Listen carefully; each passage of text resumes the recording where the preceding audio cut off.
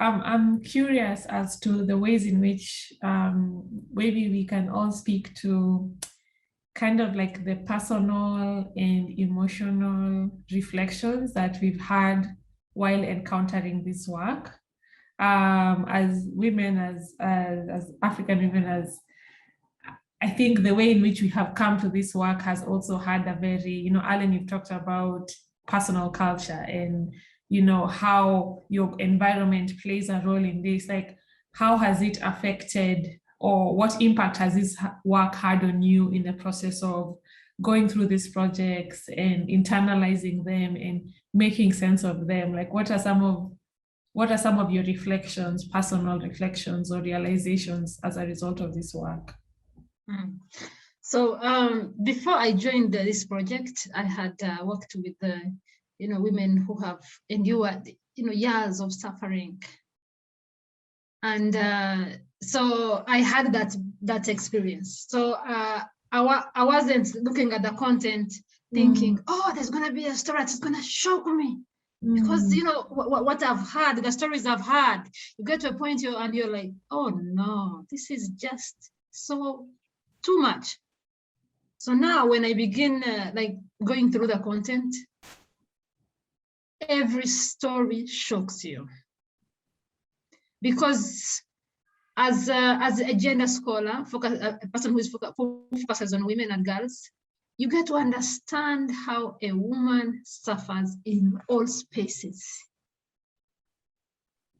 You see, a woman has been trafficked from Liberia. She comes to Freetown, Sierra Leone, under pretense for good life. She comes from a background where, she has been abused in a household where she was either working or living. Then she comes to another space. She leaves a space of violence. She comes to another space of violence. And in the new space of violence, she meets these people that are looking at, she's looking at as if they are guardians. People who are going to sort of give her a break, but there's no break. Then you have to enter another industry, sexual work industry.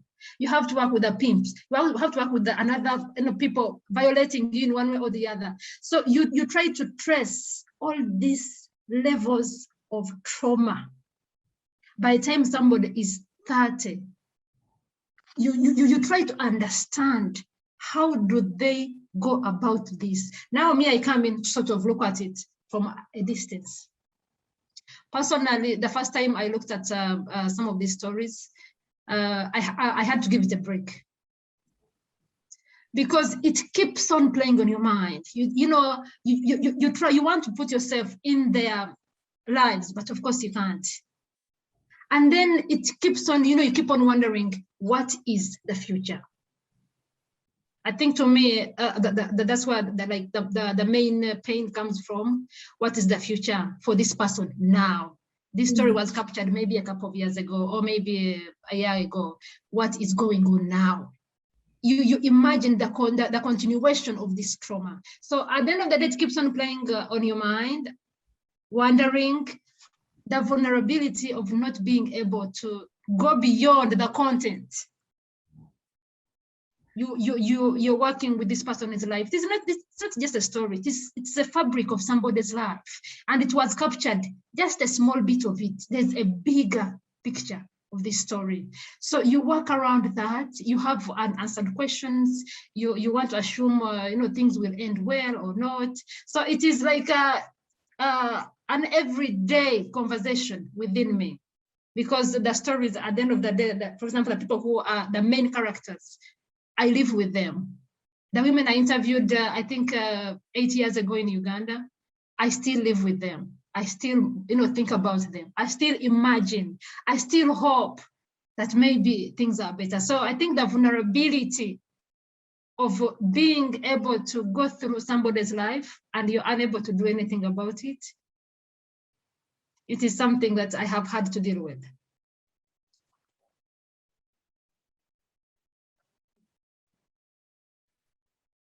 I think I'll go next.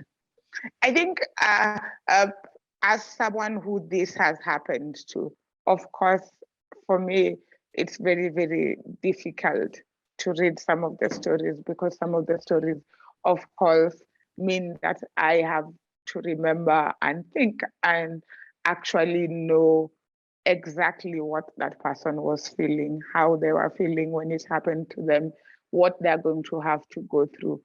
And I think when you ask this question, what I think the words that came to me was this whole legacy of trauma that we have, that in general exists in our community, whether you're talking about the past or the present or anything. And like, how do we live with this like legacy of trauma? And how do we talk about it? And I think one of the things, as someone who's actively had to have this legacy, has been to think, and I talk, there are two things I've been reading about the past few years, is this idea of hope as a practice and method, and also beauty as a practice and method. And really, again, Alan, really sorry to be on your people. In terms of, I think academics and people who are trying to educate us and put things in neat little boxes really struggle with ambiguous terms like hope, like, you know, beauty, aesthetics, and all that. And I think while this work really took a lot, like takes a lot from me, I think also just looking at the ability of this, if we think about hope and we think about beauty, the things that can come from this legacy of trauma is a lot. So I focus on that. I focus on like art. I focus on, you know, on people being able to go through something like this and still being able to sit down and want to sit with another person, document their story, like literally go through it. Like for me, it's really thinking about how people who've gone through these things do a lot with this legacy of trauma.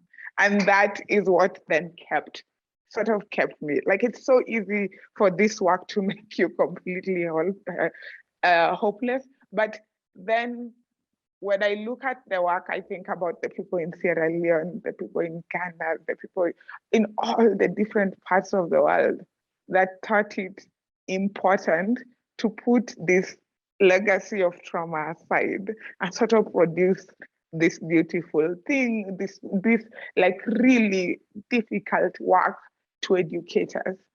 So I think for me, the work has taken a lot, but it's also given me a lot. It's really given me a lot to like think about. And like I'm saying, those two things, like hope and beauty, in that, in all this, like while there was that trauma, I could also see those two as threads that were running through like the work. And that's what I want to, I want to keep, like that's how I want to honor that legacy of trauma.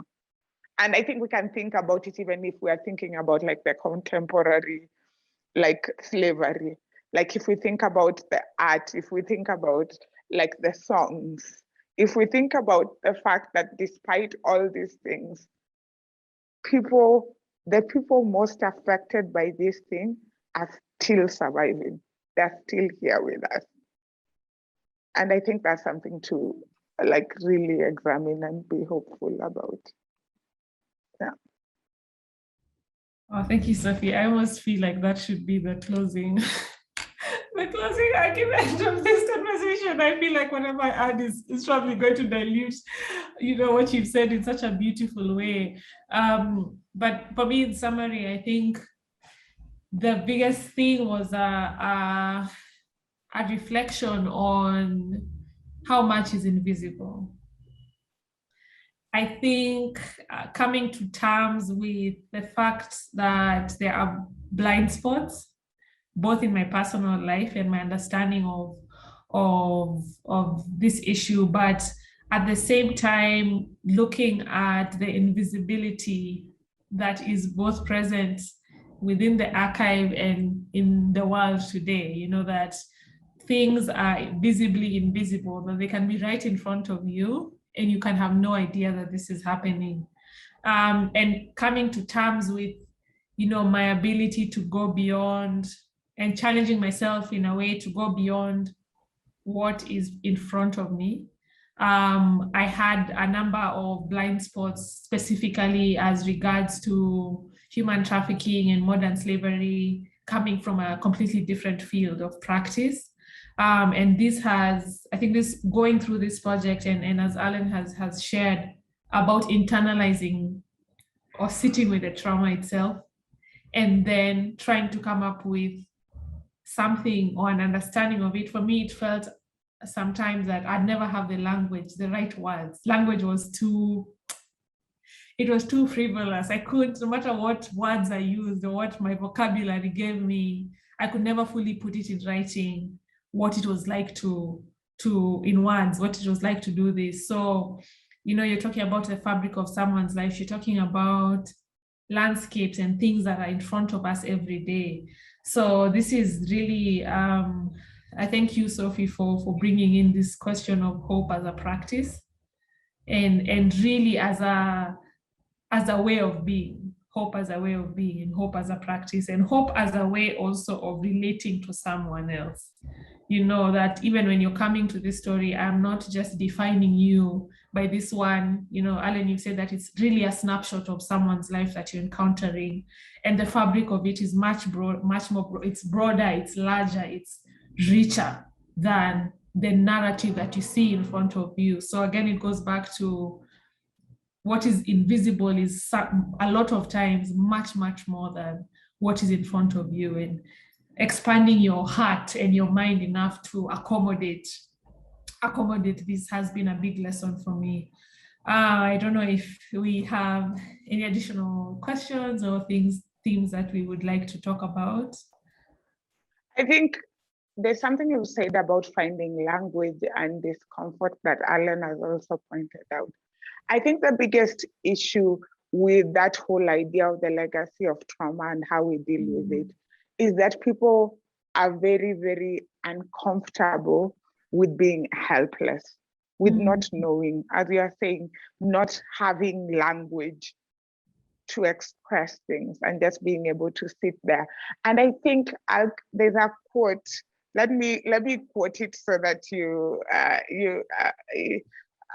it's from Homegoing, Giasi, and she says something very interesting. She says, you cannot stick a knife in a goat and then say, now I will remove my knife slowly. So let the things be easy and clean. Let there be no mess. There will always be blood. No one forgets that they were once captive, even if they're now free. And I think that's the thing. It's how we've been taught to fix things and to be there for people. We've been taught, like, if you look at the media, if you look at everything, if you look at development work, it shows you as coming in as a savior and fixing things, making things better. So that when you come into this situation where those tools don't work, where you're just required to sit still and be without language and be uncomfortable and listen, most of us really don't know what to do. And I think it's that helplessness. It's the helplessness of not knowing what to do when consistently you've been told that the way to deal with this is to fix it. I guess as someone who like fought trauma almost most of my life, no one can fix this for me. And I feel like it's so important to say that to people. Like, you find me in the throes of it, going through it. Like, what could you possibly do for me in the middle of the night when I'm having like all this harrowing nightmare and I'm fighting and doing, apart from just to be there, apart from being present? What could you possibly do? And I think it's that reality. It's people wanting to center themselves in a process where they shouldn't. Because when you are a savior, when you are a fixer, it's about you. But when you allow someone to just sit still, then it's not about you. And most of us, without even knowing, want to make this process about ourselves. We really want to, because it's all we know. And I just like that you brought that whole idea of what are the different languages that we could come up with if we just allowed ourselves that discomfort for a minute. I don't know. It's hopeful. No, as a researcher, it's good to hear you tell me that sometimes you do not have to save. Sometimes the person you're listening to, the story that you're interested in, the person, the owner of the story is not interested in you saving, the person. So can you take a moment, can you step aside and listen without you trying to push one hand here, one hand here, one hand here to save the person from, their suffering? Can you hold yourself together? Whatever is pushing you, can you hold back? Let the person tell their story without you trying to push the person to tell the story in one way or the other. If they tell it this way, it's going to sell them. It's going to sell. No. Can you just not be a savior at one moment? I think at the end of the day, the stories make us human. I think if I listen to somebody's story, can I just pause and say, yeah, at the end of that day, yes, they have their story, but we are still human beings. Yeah, so hearing you, say that, Sophie, I do appreciate that you're reminding us, people who come with our guns thinking we are going to save the situation. We need to hold back. So thank you.